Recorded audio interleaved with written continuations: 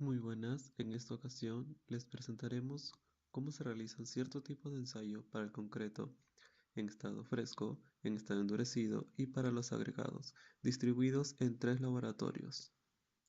Laboratorio número 1. En primer lugar comenzaremos con el análisis granulométrico de los agregados. Este ensayo está regido por las normas ASTM-C 136 que define el método tamizado según mallas hechas de alambre que disminuirá su tamaño de aberturas según avanza. Cabe resaltar que debemos diferenciar dos tipos de agregados, el agregado grueso que va desde la malla 2, 2,5 hasta la malla número 4, va desde la malla 3 octavos hasta el fondo. Para este ensayo usaremos los siguientes materiales: agregados, balanza, hornillas, mallas, recipientes y brochas. Procedimiento. Primero, vamos a obtener una muestra aproximadamente de 700 gramos. Luego se pesa el material en la balanza teniendo como resultado el peso superficialmente seco, que contiene obviamente la humedad del medio ambiente. Después se procede a tamizar el agregado. Para realizar el tamizado solo se debe colocar el agregado en las mallas grandes de 3 pulgadas a la número 4. Se tamiza, se mueven las pilas de tamices de lado a lado. De esta manera el agregado se irá acomodando y se quedará retenido las mallas correspondientes, teniendo como resultado la separación del agregado en cada malla. Seguidamente se pesa en la balanza el agregado retenido en cada malla. Finalmente, para el agregado se realiza el mismo proceso, teniendo como resultado el peso y la diferenciación del agregado grueso y fino. Los resultados son los pesos obtenidos en cada tamiz. Estos van en un cuadro parecido al que se está mostrando en pantalla. Con este cuadro se hace un simple cálculo estadístico para hallar el porcentaje retenido acumulado. Con este porcentaje retenido acumulado podemos nosotros encontrar lo que es el módulo de fineza de cada agregado. El módulo de fineza se halla con el porcentaje retenido acumulado de los tamices de 6 pulgadas, 3 pulgadas, 1,5 pulgadas, 3 cuartos de pulgadas, 3 octavos de pulgadas, el tamiz número 4, número 8, número 16, número 30, número 50 y número 100, dividido entre 100. Con estos datos podemos obtener también una curva granulométrica que nos va a indicar los usos y los límites que deberían tener los agregados. Como recomendaciones podemos tener que se debe pasar bien los agregados retenidos en cada malla y asegurarnos de que no quede nada en ella. Así también debemos usar las brochas de manera adecuada para no forzar que los agregados pasen cuando deberían retenerse. El siguiente ensayo que vamos a realizar es el ensayo de determinación del contenido de humedad. El agregado, al estar expuesto al medio ambiente, absorbe humedad. Por esta razón, se realiza este ensayo para determinar el porcentaje total de humedad que el agregado, tanto grueso como fino, posee. Equipos empleados. En esta ocasión usaremos una balanza, hornillas y envases y herramientas varias. Procedimiento. Se identifica qué recipiente se va a utilizar para este proceso. Se escogió el recipiente número 5 y se llevó a la balanza para ser pesado. Una vez pesado el recipiente número 5, también se pesa el recipiente con el agregado. Se seca la hornilla hasta que su peso sea constante. Finalmente, después del tiempo de secado, el material se saca de la hornilla y se pesa para poder hacer los cálculos del contenido de humedad y porcentaje de humedad. Los cálculos son sencillos, se va a registrar en una tabla como la que se está mostrando a continuación. Con ello podemos hallar el porcentaje de humedad del agregado grueso y el porcentaje de humedad del agregado fino. Luego, realizaremos el ensayo para la determinación del peso unitario del agregado. Este ensayo se realiza para conocer la cantidad de agregado que entra en un metro cúbico, incluyendo sus vacíos en estado suelto y compactado.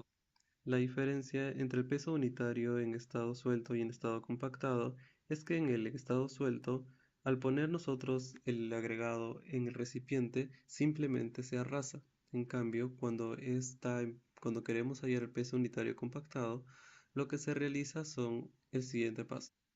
Materiales a utilizar. En este caso usaremos un molde normalizado, varillas compactadoras, balanza, horno y herramientas varias como brochas. Procedimiento.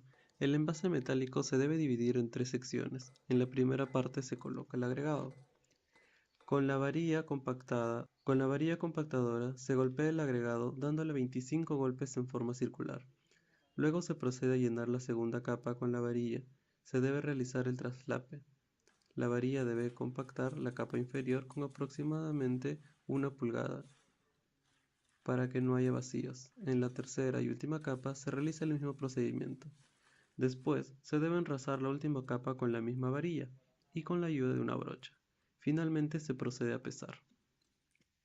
Una vez más, se debe colocar los datos en una tabla como la que se muestra a continuación. Ensayo para la determinación del peso específico y porcentaje de absorción. El peso específico sirve para determinar el peso de masa en estado seco, saturado, superficialmente seco, y el porcentaje de absorción, la cantidad de agua que puede absorber un agregado hasta llenar el vacío que éste contiene. Equipos empleados: una balanza hidrostática, horno, cesta metálica, fiola de vidrio de 500 centímetros cúbicos. Procedimiento: peso específico del agregado grueso. Se toma una muestra de agregado grueso, saturar la muestra por 24 horas, decantar el agua, luego con la ayuda de un trapo, seca el agregado hasta que pierda todo el agua. Tomar el peso de la muestra que se encuentra en estado saturado superficialmente seco. Sumergir la canastilla metálica en un recipiente con agua y tomar el peso de la canastilla. Colocar el agregado en la canastilla. Realizar el mismo proceso anterior, sumergir la muestra en agua y tomar el peso. Retirar el peso y llevarlo al horno. Finalmente, se procede a pesar. Peso específico del agregado fino. Saturar el agregado durante 24 horas, luego decantar al agua. Se deja que el agregado pierda el agua naturalmente o con la ayuda de un ventilador. Cuando la muestra se encuentre con baja humedad, se prueba en el cono. Se introduce la arena dentro del cono y se apizona 25 veces con el pisón. Se limpia del agregado que se cae a los costados, se levanta el cono en forma vertical. Se prueba en el lapso de 15 a 30 minutos, hasta que el agregado se desmorone parcialmente. Si el agregado se desmorona, quiere decir que se encuentra saturado superficialmente seco.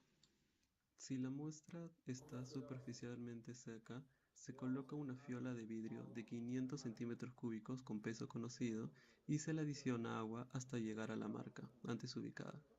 Se realiza giros circulares para eliminar todas las burbujas de aire que la muestra contiene. Después se procede a pesar. Luego secar la muestra en el horno por 24 horas y finalmente pesar. Los resultados se colocan en las tablas que se muestran a continuación y se hallan los pesos específicos requeridos.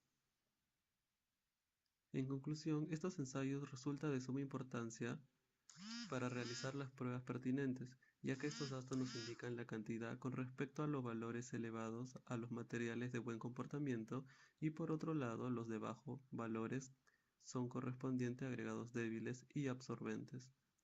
Este peso específico de los agregados es un peso con respecto a su volumen igual del agua.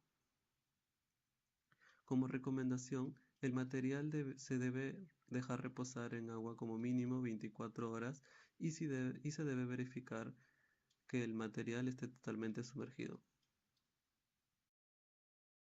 Laboratorio número 2. Ensayos en concreto fresco. Primero, antes de empezar los ensayos, realizamos una mezcla de aproximadamente 10 kilogramos de cemento, 6 litros de agua, 24 kilogramos de agregado fino y 25 kilogramos de agregado grueso.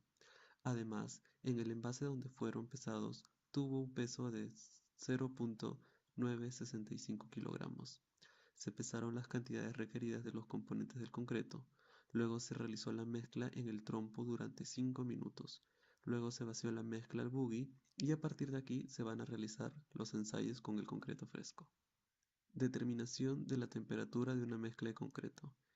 Norma ASTM C1064 NTP 339184. Este ensayo tiene por objetivo determinar la temperatura del concreto en estado plástico. Equipos a ser empleados. Para este ensayo se empleó lo siguiente: termómetro. Procedimiento: se colocó el concreto en el buggy. Se remezcló el concreto en el buggy. Se introdujo la sonda de termómetro a una profundidad de 3 pulgadas. Se dejó durante 2 minutos. La lectura se estabilizó y se registró una temperatura de 23.5 centígrados con aproximación a 0.5 centígrados. Recomendaciones. Si la mezcla de concreto tiene agregado grueso con tamaño máximo nominal mayor a 3 pulgadas, esta muestra se debe estabilizar por lo menos en 20 minutos luego de determinar la temperatura. La temperatura de la mezcla de concreto no debe ser menor a 10 grados ni mayor a 32.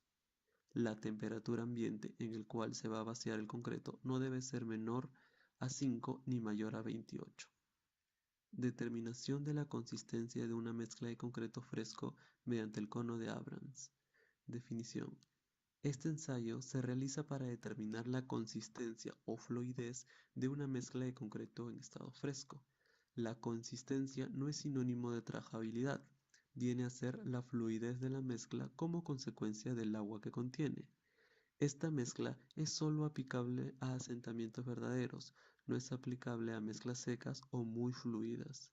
Este ensayo también se le conoce con los siguientes nombres: SLAMP, revestimiento, asentamiento, revenimiento y prueba de ordenamiento. Materiales.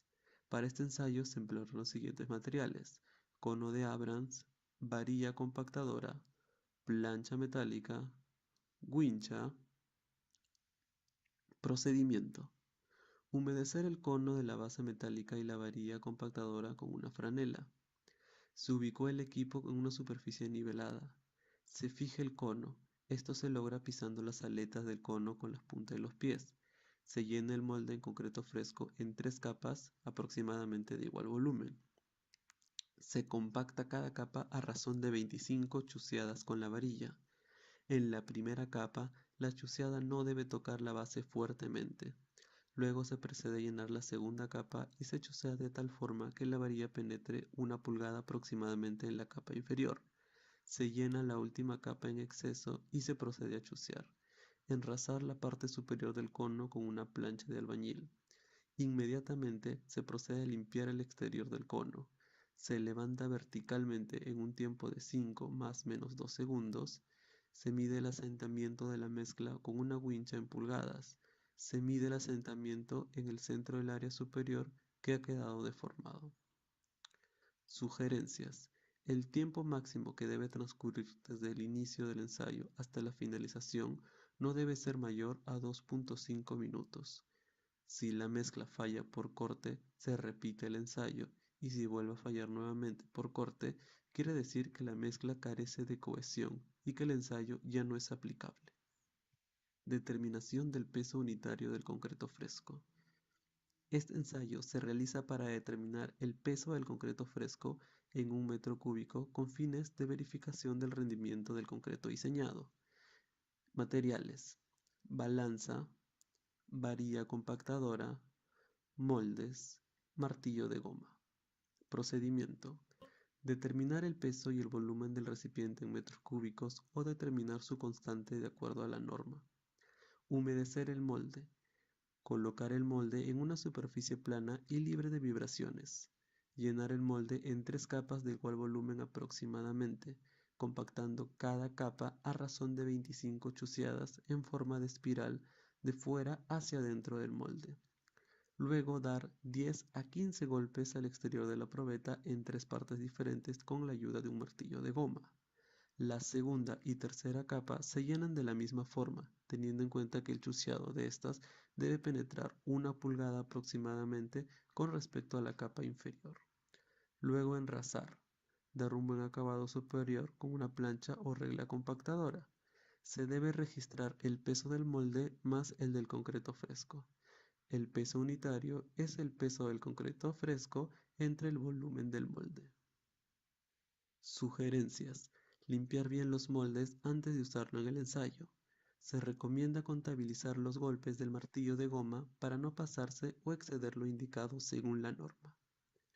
Determinación del contenido de aire en el concreto por el método de presión. Determinar el volumen de aire atrapado en el concreto posterior al mezclado en el equipo mezclador. Equipos a ser empleados: medidor de aire, tazón de medición, varilla, plancha, martillo de goma. Procedimiento: se humedece el interior del tazón de medida y se pone en una superficie firme. Colocamos una muestra representativa del concreto. Se coloca el concreto en el recipiente en 3 capas de volumen aproximadamente igual. Consolidar cada capa con 25 golpes de la barra de apisonamiento distribuidos uniformemente sobre la sección transversal. Después se golpea ligeramente las caras 10 a 15 veces con el mazo, con el fin de cerrar cualquier vacío dejado por la barra de aprisionamiento y liberar cualquier burbuja de aire que pudiera haber sido atrapada. Se chusea la capa inferior sin que la barra golpee el fondo. En la segunda y capa final, la barra debe penetrar la superficie de capa anterior 1 pulgada. Se enrasa la superficie del molde con la ayuda de una plancha. Se limpia con ayuda de un paño. Se cierra el envase con el medidor de Washington. Se cierra la válvula de aire entre la cámara de aire y el tazón de medida y abra ambas llaves de purga en la cubierta. Se inyecta el agua a través de una llave de purga hasta que el agua emerge de la llave de purga opuesta. Se cierra la válvula de la cámara de aire y se bombea aire hasta que la aguja del dial llegue a la línea de presión inicial. Se deja algunos segundos para que el aire comprimido se enfríe a la temperatura normal. Se estabiliza la aguja del dial en la línea de presión inicial por bombeo o liberación del aire, como sea necesario, golpeando el dial ligeramente con la mano. Se cierra ambas llaves de purga de la cubierta. Se abre la válvula de la cámara de aire. Se golpea ligeramente las caras del tazón con el mazo para liberar restricciones locales. Se lee el porcentaje del aire en el dial. Sugerencias. Según la norma, la remoción de 1/8 de pulgadas durante el enrase es considerada óptima. Elaboración de probetas cilíndricas normalizadas. Norma NTP 339-033. Esta norma tiene por objeto dar a conocer la forma adecuada de la elaboración y curado de probetas cilíndricas de concreto para su posterior rotura. Materiales. Probetas cilíndricas. Varilla compactadora. Martillo de goma. Herramientas varias. Procedimiento. Se le echa desmoldante a la probeta antes de ser llenada con la muestra de concreto. Se coloca la probeta en un lugar libre de vibraciones. Se llenó el molde en 3 capas de igual volumen aproximadamente. Se compacta cada capa a razón de 25 chuceadas en forma de espiral de fuera hacia adentro del molde. Luego se da de 10 a 15 golpes el exterior de la probeta en 3 partes diferentes con ayuda del martillo de goma. Esto nos ayudará a cerrar los vacíos dejados por el paso de la varilla al momento de compactar. La segunda y tercera capa se llenan de la misma forma, teniendo en cuenta que el chuceado de estas debe penetrar 1 pulgada aproximadamente con respecto a la capa inferior. Luego se enrasa y se da un buen acabado superior con una plancha de pulir. Curado. El curado inicial de la probeta es a una temperatura comprendida de 16 a 27 grados por espacio de 16 a 32 horas. Desmoldar la probeta dentro del lapso indicado. Indicar con fecha de vaciado, resistencia, elemento al que pertenece o cualquier otro dato que se crea importante. Dentro de la media hora que ha sido desencofrado, llevarlo a mano a la poza de curado. Una solución saturada a razón de 2 gramos de cal hidratada por 1 litro de agua. Temperatura de curado de entre 21 y 25 grados hasta el día de la rotura. Recomendaciones. Según la norma ASTM-C31, contempla que se debe identificar los especímenes con la información correcta respecto a la fecha, tipo de mezcla y lugar de colocación, mientras que en el laboratorio solo se coloca el número de ensayo. Elaboración y curadas de prisma de concreto. Esta norma tiene por objeto establecer el procedimiento para la elaboración y curado de prisma de concreto, los cuales serán ensayados a flexión para determinar el módulo de rotura. Materiales. Moldes prismáticos, varilla compactadora, martillo de goma y herramientas varias. Procedimiento. Se le echa una capa de desmoldante a la probeta. Se coloca en un lugar libre de vibraciones. El concreto es vertido en la probeta en 2 capas. Ambas capas deben ser chuceadas 50 veces. Con la varilla, al chucear la segunda capa, esta debe penetrar 1 pulgada a la primera capa. Luego, Por capa el molde es golpeado con el martillo de goma entre 10 y 15 veces. Se enrasa la probeta dejando un buen acabado. Sugerencias. Si el concreto tiene asentamiento menor a 1 pulgada, se tendrá que confinar por vibración externa e interna. Si el slam se encuentra entre 1 y 3 pulgadas, se podrá confinar por vibración o chuseo. Si el slam es mayor a 3, la muestra se confinará por chuseo. Laboratorio 3. Propiedades del concreto en estado endurecido. Ensayo número 1. Compresión de probetas cilíndricas. Las normas que establecen este método de ensayo son la NTP 339.034, así como la norma ASTM C39. Estas normas tienen por objeto dar a conocer la determinación de la resistencia a la compresión del concreto en muestras cilíndricas. Las probetas cilíndricas para la aceptación deben tener un tamaño de 6 por 12 pulgadas. Cabe resaltar que el diámetro del cilindro debe ser como mínimo 3 veces el tamaño máximo nominal del agregado grueso que se emplee en el concreto. No se debe permitir que los cilindros se saquen antes de la prueba. Es importante antes de la prueba verificar el diámetro con aproximación de 0.01 pulgadas, la perpendicularidad con respecto al eje axial no debe ser mayor a 5 grados, los especímenes que no contengan los extremos planos se pulirán o cortarán antes de ser carpeados. La longitud debe ser medida con precisión de 1 milímetro en 3 lugares capacitados alrededor de la circunferencia. Instrumentos. Máquina universal para aplicar carga. Probetas de concreto de longitud de 30 cm por 15 cm. Vernier. Regla o cinta métrica. Escuadra. Nivelador. Procedimiento. El diámetro del cilindro se debe medir con un micrómetro en 2 sitios en ángulos rectos entre sí, si a media altura de la probeta y deben promediarse para calcular el área de la sección.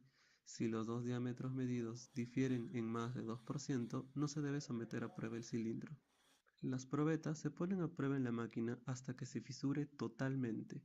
Una vez terminado, se debe anotar la carga máxima y tipo de rotura presentado. Con este dato obtenemos la resistencia del concreto, dividiendo la carga máxima entre el área transversal promedio.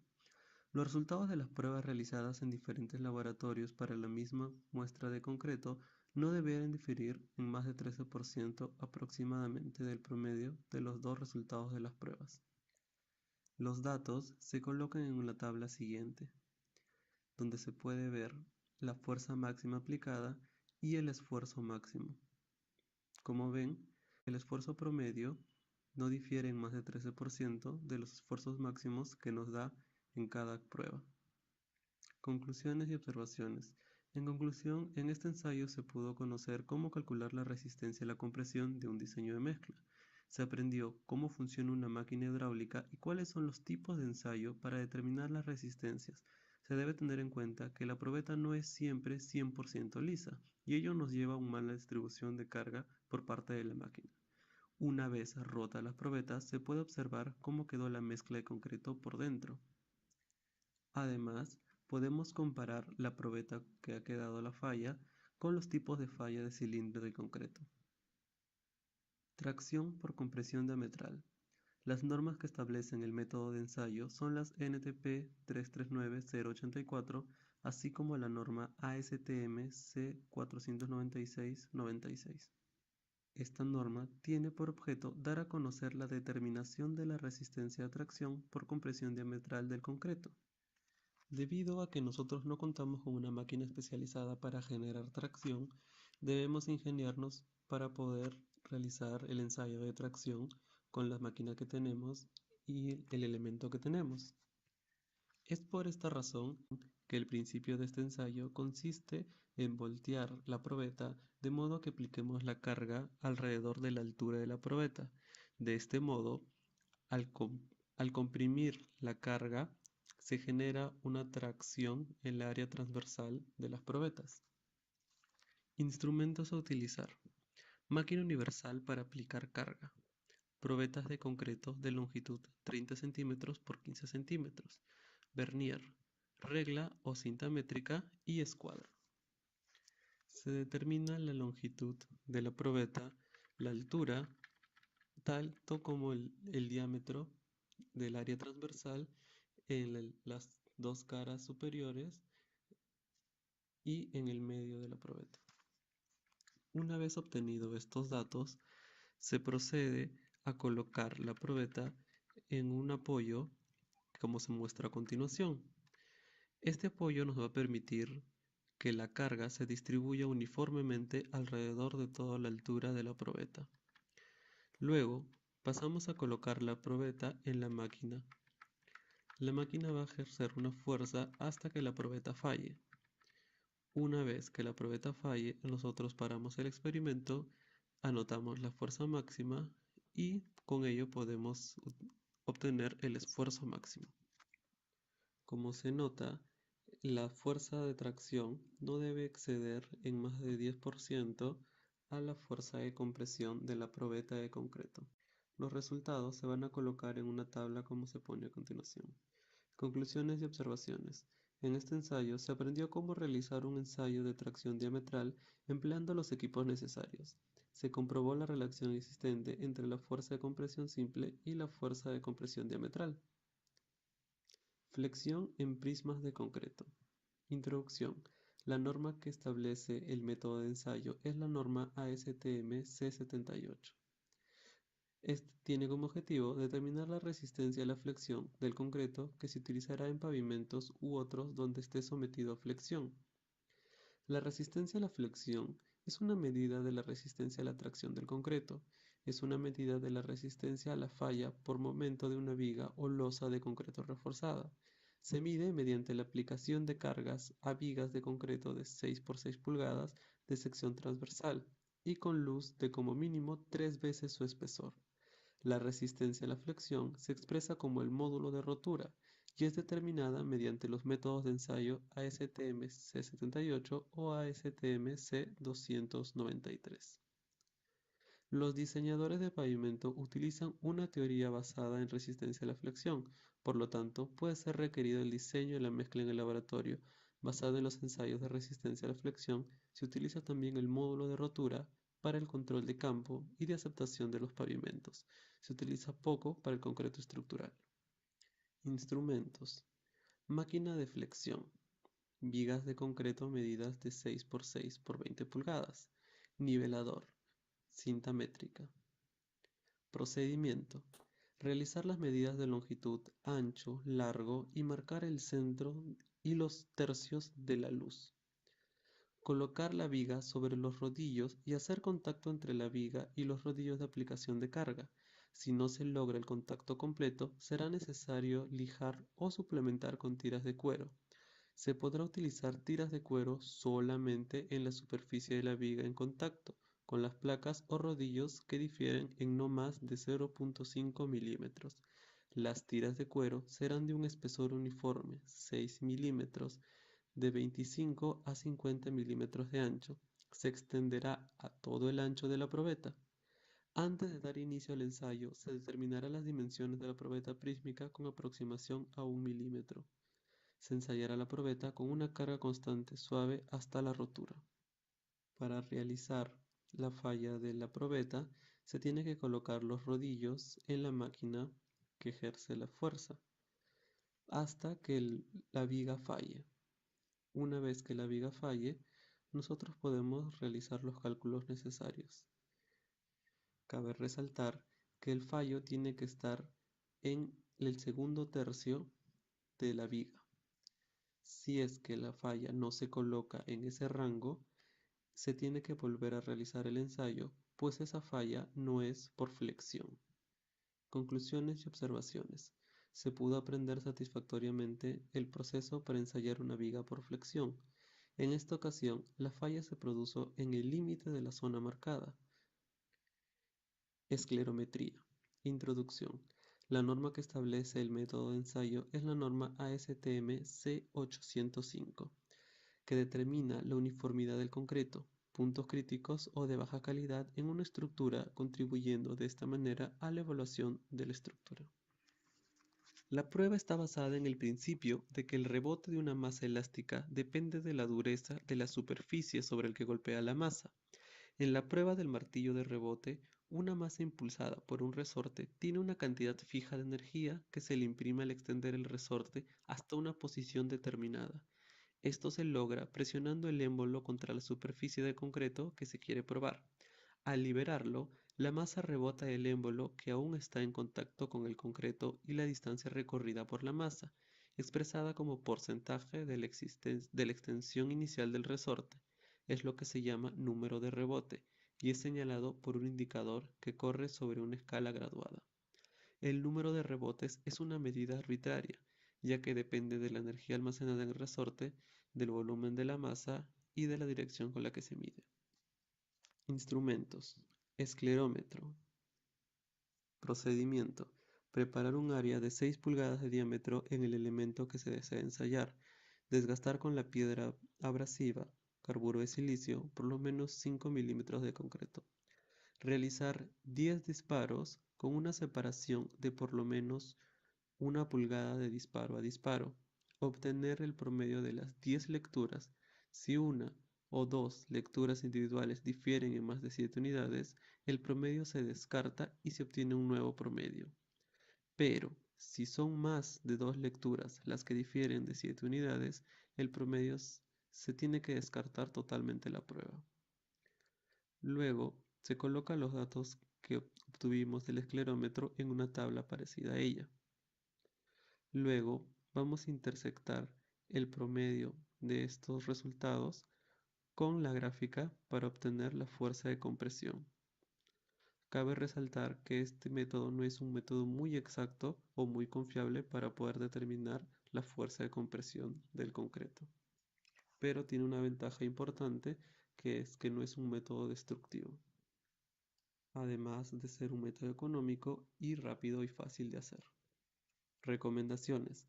La esclerometría es un ensayo de prueba de la resistencia a la compresión del concreto sin aportarle daño a la estructura. El esclerómetro emite resultados muy banales o superficiales que no se acercan mucho al verdadero valor de la resistencia en la estructura. Ensayo y compresión de núcleos de concreto endurecido. Es considerada la prueba más concluyente para determinar la resistencia a compresión de un concreto. Consiste en una broca cilíndrica hueca en cuyo extremo van engastados cristales de diamantina y que por abrasión desgasta el material circundante. Existen, no obstante, una serie de factores que pueden influir sobre la determinación de la resistencia, encontrándose, entre otros, el diámetro del núcleo. Con el fin de disminuir la preponderancia del agregado grueso en la superficie de falla, se estipula que el diámetro del núcleo debe ser por lo menos 3 veces el tamaño máximo del agregado. La dispersión de resultados es menor en medida en que aumenta el diámetro del núcleo. Relación longitud de diámetro o de esbeltez. Se busca que ésta sea en lo posible lo más cercana a 2, reconociendo que valores mayores de ella disminuyen los valores de resistencia a compresión determinados y viceversa. Instalación de equipo. El equipo debe instalarse en una plataforma completamente nivelada y sin material alrededor que pueda interferir en el desarrollo del ensayo. Se debe colocar un polietileno debajo de la sonda al momento de instalar en el lugar de perforar. De esta forma evita contaminación por derrame de aceites, grasas o aditivos. Como se puede ver, el proceso es sencillo. Simplemente la máquina ejerce una presión tan fuerte de agua que llega a cortar el concreto. Este concreto se extrae y se le denomina diamantina. A esta probeta, a este pequeño cilindro, se le puede realizar las pruebas necesarias para poder determinar la fuerza de compresión del concreto y es de forma mucho más directa. El inconveniente principal es que es un método destructivo del concreto, así es que no es muy recomendable, excepto que sea situaciones extremas y necesarias.